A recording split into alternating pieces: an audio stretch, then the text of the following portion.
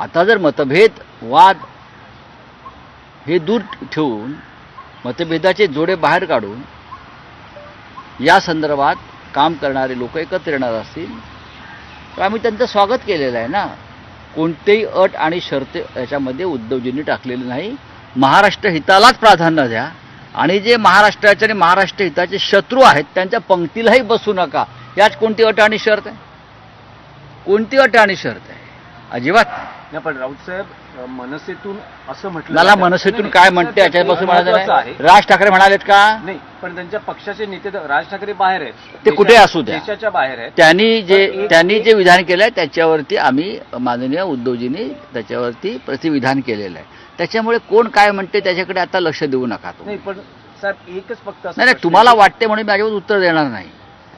माननीय राज ठाकरे साहेबांनी जे सांगितलेलं आहे त्याच्यावरती माननीय उद्धव ठाकरे साहेबांनी व्यवस्थित मराठी माणसाला आणि महाराष्ट्राच्या गावातल्या शेवटच्या माणसाला कळेल अशा पद्धतीनं आपली भूमिका मांडली आहे. महाराष्ट्र हिताला सर्वोच्च प्राधान्य. जे महाराष्ट्र हिताच्या आड येतील त्यांना घरात सुद्धा घेऊ नका आणि घ्यायचं नाही आणि त्यांच्या पंक्तीलाही बसू नका, त्यांचं आगत स्वागत करू नका. या चुकीचं काय? आमच्या घरामध्ये मोरारजी देसाईंचा फोटो कोणी लावतो का प्रधानमंत्री म्हणून? नाही ना, नाही लावणार आम्ही, अजिबात लावणार नाही.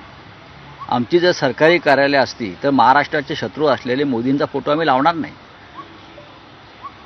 हे दोघे महाराष्ट्राचे शत्रू आहेत. त्यांनी महाराष्ट्र लुटला, त्यांनी महाराष्ट्र तोडण्याचा सामाजिकदृष्ट्या तोडला महाराष्ट्र. त्यांनी बाळासाहेब ठाकरेंची महाराष्ट्राचा स्वाभिमान जपणारी शिवसेना तोडली. हे शत्रू आहेत. त्यांच्याबरोबर राहणाराही महाराष्ट्राचे शत्रू आहे आणि त्यांच्याबरोबर राहून कोणालाही महाराष्ट्र हिताची बात करता येणार नाही. हे इतकं स्पष्ट आणि सुस्पष्ट भूमिका जर उद्धव ठाकरे यांनी मांडली आणि ती महाराष्ट्रातल्या गावखेड्यापर्यंतच्या शेवटच्या घरात आणि मराठी माणसापर्यंत पोहोचली आहे